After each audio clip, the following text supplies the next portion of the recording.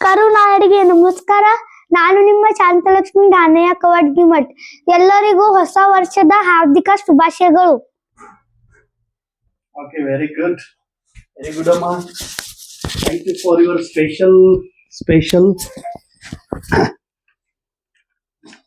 special words, and thank you for your special gift. Thank you. ಕರುನಾಡಿಗೆ ನಮಸ್ಕಾರ. ಸಿರಿಗನ್ನಡಂ ಗೆಲ್ಗೆ.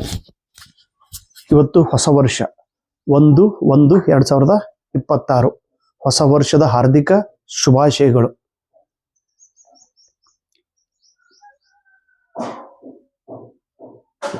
ಹೊಸ ವರ್ಷದ ದಿವಸ ಒಂದು ಹೊಸ ವಿಚಾರ ನಿಮ್ಮ ಜೊತೆಗೆ ಹಂಚಿಕೊಳ್ಳಲು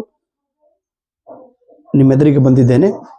ಕಳೆದ 2 ತಿಂಗಳಿಂದ ವಿಡಿಯೋ ಮಾಡೋದು ಆಗಿಲ್ಲ.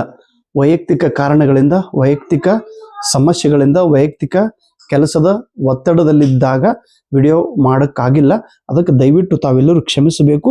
ಹೊಸ ವರ್ಷದೊಳಗೆ ಹೊಸ ಒಂದು ಉತ್ಸಾಹದಲ್ಲಿ ನಾವು ಒಂದು ಹೊಸ ದಾರಿಯ ಮೇಲೆ ನಡೆಯುತ್ತಾ ನಮ್ಮ ಗುರಿಯನ್ನ ಮುಟ್ಟೋಣ.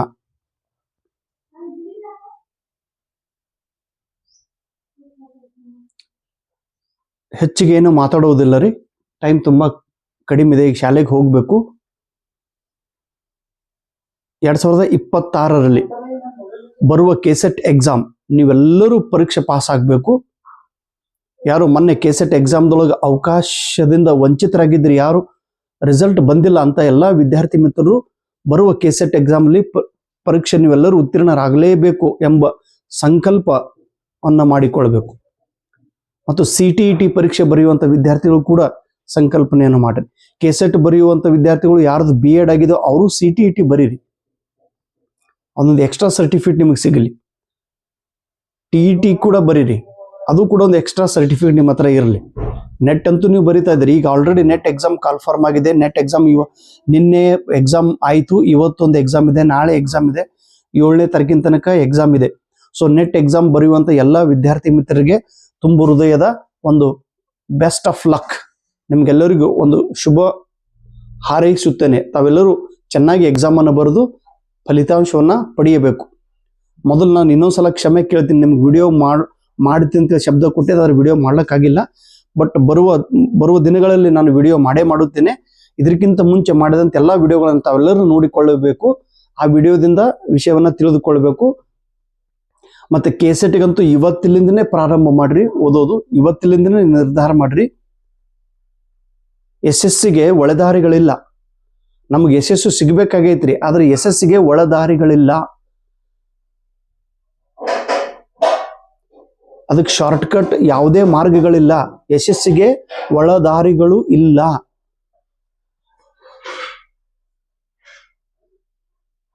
ಅವಕಾಶಗಳನ್ನ ಬಳಸಿಕೊಂಡು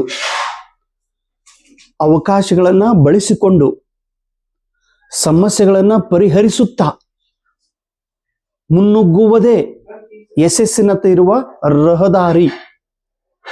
SSCಗೆ ಒಳದಾರಿಗಳಿಲ್ಲ. ಸಮಸ್ಯೆ ಅಂದ್ರೆ ನಾವೇನ್ ಕರಿತೀವಿ, ಅವಕಾಶಗಳನ್ನ ಬಳಸಿಕೊಳ್ಳುತ್ತಾ ಸಮಸ್ಯೆಗಳನ್ನ ಪರಿಹರಿಸಿಕೊಳ್ಳುತ್ತಾ ಮುನ್ನುಗ್ಗುವುದೇ ಯಶಸ್ಸಿನತ್ತ ಇರುವ ರಹದಾರಿ. ಅದಕ್ಕೆ ನಾವು ಶಾರ್ಟ್ಕಟ್ ಆಗಿ ಯಾವುದೇ ಮಾರ್ಗನ ಅವಲಂಬಿಸದೆ ಇರುವಂತಹ ಸಮಸ್ಯೆಗಳನ್ನ ಅದನ್ನ ಪರಿಹರಿಸುತ್ತಾ ಇದ್ದ ಅವಕಾಶಗಳನ್ನ ಬಳಸಿಕೊಳ್ಳುತ್ತಾ ನಾವು ಹೆದ್ದಾರಿ ಒಳಗ ನಾವು ಮುಂದೆ ಹೋಗಿದ್ರೆ ನಮ್ಗೆ ಯಶಸ್ಸು ಸಿಗುತ್ತೈತಿ. ನಿಮ್ಮ ಯಶಸ್ಸಿನೊಳಗೆ ನಾನು ಕೂಡ ಅಳಿಲು ಸೇವೆ ಮಾಡುತ್ತೇನೆ. ಮೊನ್ನೆ ನಡೆದ ಕೆಸೆಟ್ ಎಕ್ಸಾಮ್ ಅಲ್ಲಿ 409 ವಿದ್ಯಾರ್ಥಿಗಳು ಕೆಸೆಟ್ ಎಕ್ಸಾಮ್ ಅನ್ನು ಪಾಸ್ ಮಾಡಿದ್ದಾರೆ. 409 ಅದ್ಭುತ ರಿಸಲ್ಟ್. ನಿಮ್ಮೆಲ್ಲರ ಆಶೀರ್ವಾದ ನನಗೆ ಸಿಕ್ಕಿದೆ. ನನಗೊಂದು ಹೊಸ ಚೈತನ್ಯ ಬಂದಿದೆ.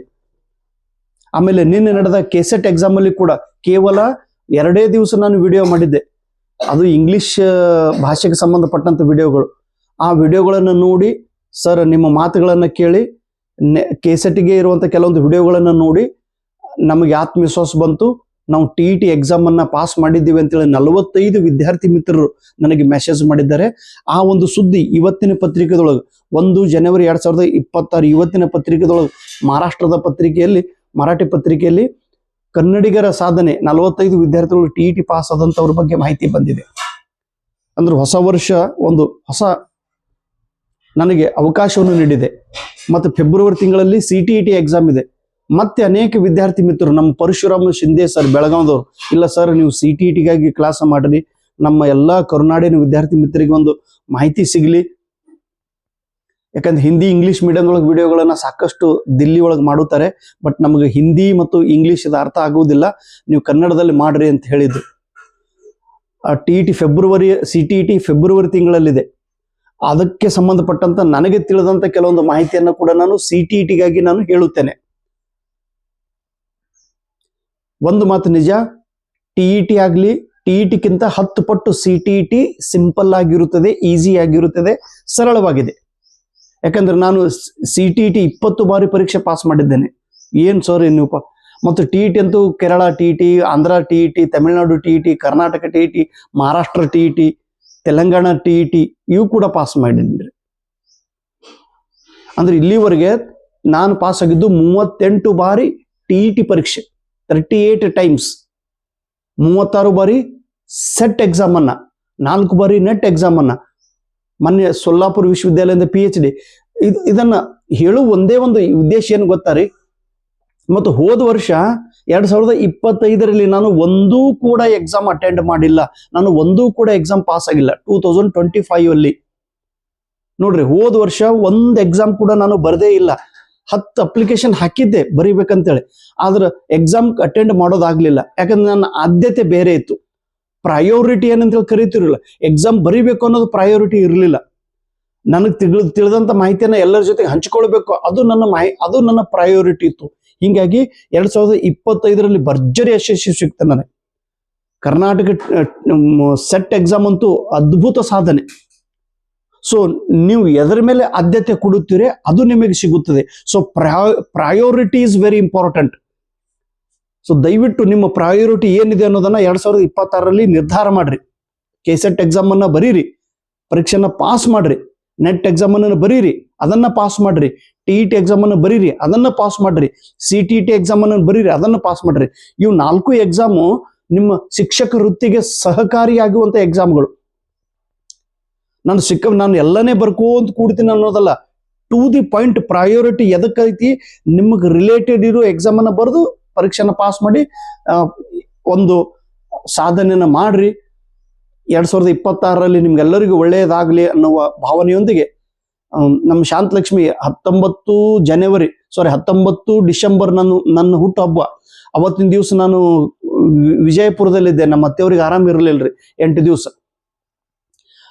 ನಮ್ಮ ಶಾಂತಲಕ್ಷ್ಮಿ 19ನೇ ತಾರೀಕಿನ ದಿವಸ ಡಿಸೆಂಬರ್ ನನ್ನ ಬರ್ತ್ಡೇ ಇರೋದ್ರಿಂದ ಅವಳು ಏನ್ ಮಾಡಿದಳು, ಬಿಜಾಪುರದಿಂದ ವಾಪಸ್ ಅಕ್ಕಲ್ಕೊಂಡು ನಾನು ಬಂದಾಗ ನನ್ನ ಸರ್ಪ್ರೈಸ್ ಗಿಫ್ಟ್ ಅಂತೇಳಿ ಬೋರ್ಡ್ ಮೇಲೆ ಈ ರೀತಿ ಬರೆದಿದ್ದು, ಸರ್ಪ್ರೈಸ್ಡ್ ಗಿಫ್ಟ್ ಅಪ್ಪ, 19 December 2025. Wish you many more happy returns of the day ಅಪ್ಪ. You are my life. I am very happy to write this. I am very happy to become your daughter and also hearty congratulation for 403. ಅವತ್ತಿನ ದಿವಸ 403 ವಿದ್ಯಾರ್ಥಿಗಳು pass ಆಗಿದ್ರು. Students are qualified under doctor DGK sir. Thank you from Shanthalakshmi ಅಂತೇಳಿ. Thank you ಅಮ್ಮ. ನನಗೆ surprised gift ಮನೆಯೊಳಗೆ ಬಂದ ತಕ್ಷಣ ಹಿಂಗ್ ಬಾಗಿಲು ಓಪನ್ ಮಾಡೀನ್ರಿ, ಬೋರ್ಡ್ ಮೇಲೆ ಬರ್ದಿದ್ದಿತ್ತು. ಬಹಳ ಖುಷಿನೂ ಆಯ್ತು. ನಮ್ಮ ಅಣ್ಣ ಸಮರ್ಥಣ್ಣ ಏನು ನೋ ಹ್ಯಾಪಿ ಬರ್ತ್ಡೇ ಏನಿಲ್ಲ, ಇದೊಂದು ಶಾಂತಲಕ್ಷ್ಮಿ ಬರ್ದಿದ್ದಾಳೆ. ಇರ್ಲಿ, ಒಬ್ರು ಹಾಗಿರ್ತಾರೆ, ಒಬ್ರು ಹೀಗಿರ್ತಾರ್ರಿ. 2026 ಒಳಗಂತೂ ನಾನು ನಿಮ್ಮ ಜೊತೆಗಿದ್ದೀನಿ. ನೀವು ಕೂಡಿ ರಹದಾರಿ ಒಳಗೆ ಯಶಸ್ಸನ್ನ ಕಾಣೋಣ, ಭರ್ಜರಿಯಾಗಿ ರಿಸಲ್ಟ್ ಅನ್ನ ಪಡೆಯೋಣ. ಇವತ್ತು 1ನೇ ತಾರೀಕು, ಇವತ್ತು ನಮ್ಮ ಅಪ್ಪ ಅವ್ರದ್ದು ಕೂಡ ಬರ್ತ್ಡೇ ರೀ. ನಮ್ಮ ಅಪ್ಪಾಜಿ ಅಂದ್ರೆ ನಮ್ಮ ಅಪ್ಪ, ಅಪ್ಪನ ಅಪ್ಪ ಇರ್ರಿ, ಅವ್ರಿಗೂ ಕೂಡ ಹುಟ್ಟು ಹಬ್ಬದ ಶುಭಾಶಯಗಳು. ಅವರು ಒಂಥರ ಮಾಡು. ಆದ್ರೆ 2026 ಒಂದು ದೊಡ್ಡ ನಿರ್ಣಯ ತಗೊಳಮಿದ್ದೇನ್ರಿ ನಾನು ನಿಮಗೆ, ಆಮೇಲೆ ಹೇಳ್ತೀನಿ ನಿರ್ಣಯ ಏನು ಅನ್ನೋದು. ಆದ್ರೆ ಒಂದೇನು, ಆದಷ್ಟು ಶೀಘ್ರದೊಳಗೆ ಒಂದು ಡಿಜಿಟಲ್ ಬೋರ್ಡ್ ತೆಗೆದುಕೊಳ್ಳೋ ವಿಚಾರ ನಾವು ಇವತ್ತೆಲ್ಲರೂ ಮುಂಜಾನೆ ನಮ್ಮ ಶಾಂತಲಕ್ಷ್ಮಿ, ನಮ್ಮ ಸಂಗೀತ ಮೇಡಮ್ ಇಲ್ರಿ ಹಿಂಗೆಲ್ಲ ಬರಿತಿರ್ಲ ಲೇಟ್ ಆಗ್ತದ, ಒಂದು ಡಿಜಿಟಲ್ ಬೋರ್ಡ್ ಮಾಡ್ರಿ ಎಲ್ಲರಿಗೂ ಚಲೋ ಆಗ್ತದ ಅಂತೇಳಿ. ಆದಷ್ಟು ಈ ವರ್ಷದೊಳಗೆ ಇದೊಂದು ಸಂಕಲ್ಪ ಮಾಡೀನಿ, ಡಿಜಿಟಲ್ ಬೋರ್ಡ್ ಒಂದು ಖರೀದಿ ಮಾಡಿ ಅದಕ್ಕೆ ದುಡ್ಡು ಕೊಟ್ಟು, ಯಾಕಂದ್ರೆ ಅದೆಲ್ಲ ದೊಡ್ಡ ಖರ್ಚು ಅದ ರೀ, ಲಕ್ಷ ರೂಪಾಯಿ ಅದನ್ನು ಖರ್ಚು ಮಾಡಬೇಕು. ಅದನ್ನು ಮಾಡ್ತೀನಿ ನಾನು, ಮಾಡಿ ನಿಮ್ಮ ಜೊತೆ ನಿಮ್ಮ ಸೇವೆ ಮಾಡಲು ನಾನಿದ್ದೀನಿ, ನೀವು ನನ್ನ ಜೊತೆಗಿರ್ರಿ, ನಾನು ನಿಮ್ಮ ಜೊತೆಗಿರ್ತೀನಿ, ನೀವು ಕೂಡಿ ಬೆಳೆಯೋಣ. Thank you. ಇನ್ನೊಮ್ಮೆ ಕರುನಾಡಿಗೆ ನಮಸ್ಕಾರ. Thank you.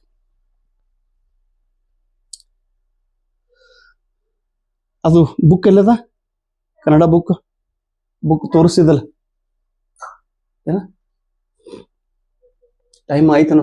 ಹೋದ್ರು ಚಿನ್ನು? ಹಾ,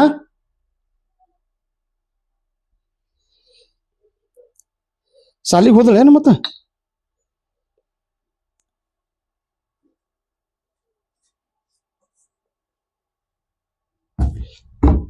ಕನ್ನಡ ಕೊಡು, ಕನ್ನಡ. ಹಾ, ಇದು ಕೆಸೆಟ್ ಎಕ್ಸಾಮ್ ಸಲುವಾಗಿ ಇರುವಂತ ಬುಕ್. ಪ್ಲೀಸ್ ಈ ಬುಕ್ ಅನ್ನು ತಾವೆಲ್ಲರೂ ಖರೀದಿ ಮಾಡಿಕೊಳ್ಬೇಕು. ಇದು ವ್ಯಾಲ್ಯೂಮ್ ನಂಬರ್ 1 ಗಾಗಿ ಇರುವಂತ ಇಂಗ್ಲಿಷ್ ಮೀಡಿಯಂದಲ್ಲಿ ಇರುವಂತ ಬುಕ್. ಇದನ್ನ ತಾವೆಲ್ಲರೂ ಓದಬೇಕು. ಈ ಬುಕ್ ವ್ಯಾಲ್ಯೂಮ್ ನಂಬರ್ 2, ಇದು ಇಂಗ್ಲಿಷ್ ಮೀಡಿಯಂದಲ್ಲಿ ಇರುವಂತ ಬುಕ್. ಸೊ ಈ 3 ಬುಕ್ ನೀವು ಓದಲೇಬೇಕು, 3 ಬುಕ್. ಆಮೇಲೆ ಇದು ಕನ್ನಡ ಮೀಡಿಯಂದೊಳಗೆ ಒಂದು ಬುಕ್ ಐತೆ,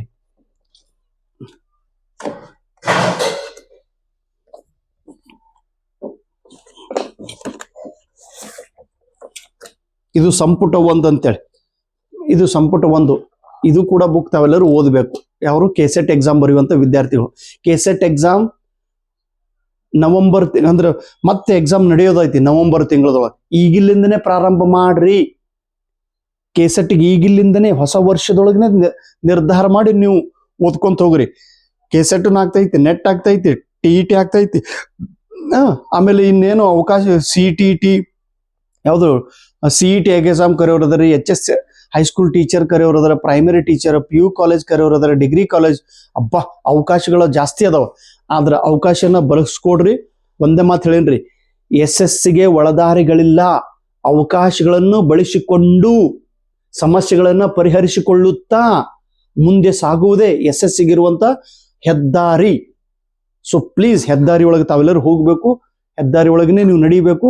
ನಿಮಗೆ ದೊಡ್ಡ ಯಶಸ್ಸು ಸಿಗಲಿ ಅನ್ನೋ ಮಾತಿನೊಂದಿಗೆ ಇನ್ನೊಮ್ಮೆ ತಮಗೆಲ್ಲರಿಗೂ ಹೊಸ ವರ್ಷದ ಹಾರ್ದಿಕ ಶುಭಾಶಯಗಳು.